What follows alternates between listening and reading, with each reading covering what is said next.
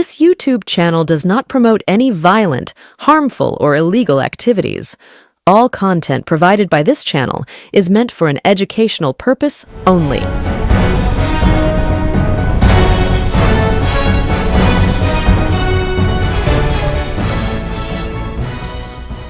পরিবর্তন ভালো লাগেছে তো পরিবর্তন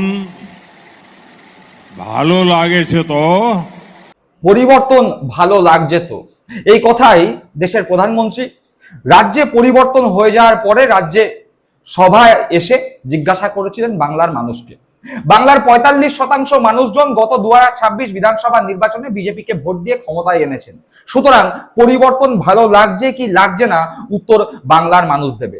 আর পরিবর্তন ভালো লাগছে কি লাগছে না সেই উত্তর দেওয়ার উপায় একমাত্র ভোট বাক্স, যেই ভোট বাক্সে মানুষ উত্তর দিতে পারবেন আগামী পৌরসভা নির্বাচন, পঞ্চায়েত নির্বাচন এবং ২০২৯ সালে হতে চলা লোকসভা নির্বাচনে। তার কারণ বিধানসভা নির্বাচনে উত্তর দেওয়ার জন্য এখনো ৫টা বছর অপেক্ষা করতে হবে। মানুষ ৫ বছর অপেক্ষা করে উত্তর দেবেন নাকি পৌরসভা, পঞ্চায়েত এবং আগামী ২০২৯ সালের লোকসভা নির্বাচনেই বাংলার মানুষ উত্তর দেবেন, সেটা বাংলার মানুষ সিদ্ধান্ত নেবে। তার কারণ ইতিমধ্যেই দুটো খবর এই মুহূর্তে বাংলার মানুষের জন্য অত্যন্ত গুরুত্বপূর্ণ।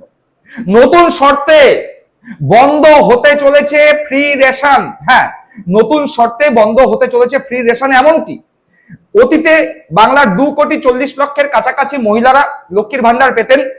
বিজেপি ক্ষমতায় আসার আগে বলেছিল যে অন্নপূর্ণা যোজনা হবে, ১,৫০০ বদলে ৩,০০০ টাকা করে পাবে।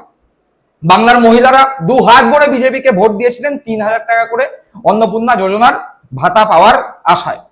ক্ষমতায় আসার পরে বিজেপির পক্ষ থেকে শুভেন্দু অধিকারী থেকে শুরু করে অগ্নিমিত্রা পালরা বলেন চিন্তার কোনো কারণ নেই, যারা যারা লক্ষ্মীর ভান্ডার পাবে, যারা যারা লক্ষ্মীর ভান্ডার পাচ্ছিল প্রত্যেকেই অন্নপূর্ণা যোজনার ভাতা পাবে। কিছুদিন পরে অগ্নিমিত্রা পাল থেকে শুভেন্দু অধিকারীরা জানান যে না, সকলে পাবে না, যাদের নাম ভোটার তালিকা থেকে এসআইআর এর ফলে বাদ পড়েছে তারা বাদে বাকিরা সবাই পাবে। তারও কিছুদিন পরে জানা যায় যে না, যাদের ডিবিটি লিংক করা আছে তারাই শুধুমাত্র সরাসরি নিজেদের অ্যাকাউন্টে টাকা পাবে। তারপরে দেখা যায় আরো বিভিন্ন ধরনের শর্ত আরোপিত হয়। এখন দেখা যাচ্ছে যে শুধুমাত্র বিশেষ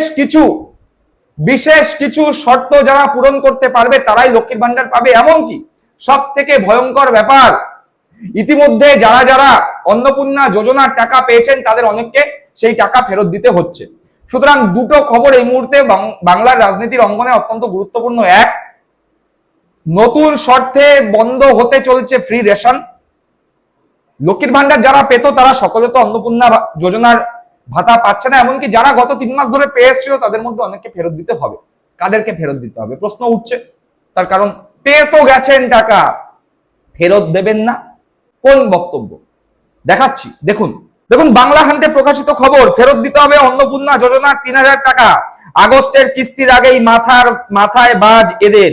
অর্থাৎ আগস্ট মাসের আগেই নতুন যে ভাতা ঢুকবে আগস্ট মাসে, তার আগেই ৩,০০০ টাকা করে যারা পেয়েছিলেন গত ৩ মাস সরকার ক্ষমতায় আসার পরে, অর্থাৎ মে, জুন, জুলাই, এই ৩ মাসের টাকা ফেরত দিতে হবে। ৩,০০০ টাকা করে ফেরত দিতে হবে এদের। কাদেরকে প্রশ্ন উঠছে, জানার তো উচিত যে কারা কারা অ্যাকাউন্টে টাকা পেয়ে গেছিলেন তাদেরকে ফেরত দিতে হবে। তো বলা হচ্ছে, জানা যাচ্ছে ভুল নথিপত্র জমা দিয়ে এই প্রকল্পের সুবিধা নিলেই কড়া পদক্ষেপ নেওয়া হতে পারে।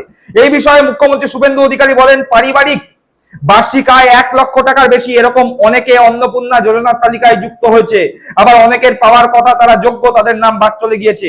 আধিকারিকদের উপর ভরসা করলে চলবে না, এবার বিধায়কদের জনসংযোগ বাড়াতে হবে। অর্থাৎ আপনার পরিবারের বার্ষিক ইনকাম যদি ১ লক্ষ টাকার বেশি হয়, ধরুন আপনার পরিবারে আপনারা ৬ জন আছেন, একজন পুরুষ আছে, সেই পুরুষের স্ত্রী আছে, পুরুষের মা বাবা আছে এবং সেই পুরুষ এবং তার স্ত্রীর ২ সন্তান আছে, অর্থাৎ ৬ জনের পরিবার। ৬ জনের পরিবারের বার্ষিক ইনকাম যদি ১ লক্ষ টাকা হয়, মোটামুটি ভাবে ৮,০০০ টাকার বেশি যদি মাসিক ইনকাম হয়, সেক্ষেত্রে সেই সমস্ত পরিবারের মহিলারা অন্নপূর্ণা ভাতা পাবেন না, অন্নপূর্ণা যোজনার ৩,০০০ টাকা করে ভাতা পাবেন না। যারা পেয়েছিলেন তাদেরকে ফেরত দিতে হবে। এক্ষেত্রে শুভেন্দু অধিকারী রাজ্যের মুখ্যমন্ত্রী বলেছেন যে সরকারি আধিকারিকদের উপর ভরসা রাখলে চলবে না, রাস্তায় নামতে হবে বিধায়কদের। আরো আছে, এখানে শেষ নয়, শুনুন একটু, দয়া করে সময় নিয়ে একটু শুনুন।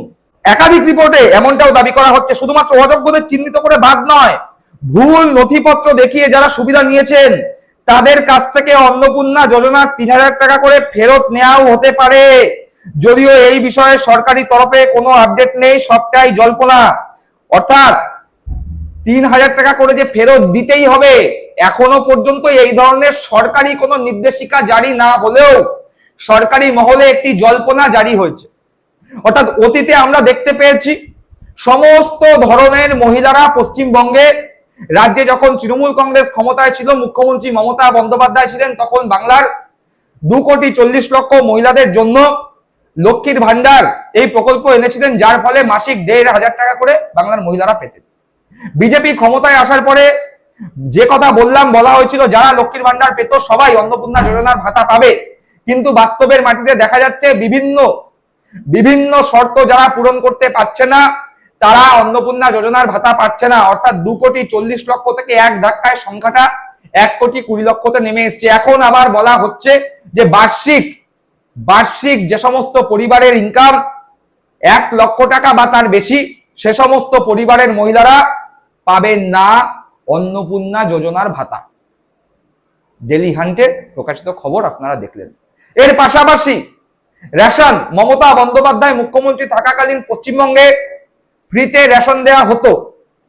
এবার সেই রেশন, ফ্রিতে রেশন যারা পেতেন তাদের ক্ষেত্রেও কিছু নতুন শর্ত আরোপিত হয়েছে। সেই নতুন শর্ত যারা পূরণ করতে পারবেন না তাদের জন্য ফ্রি রেশন বন্ধ হচ্ছে।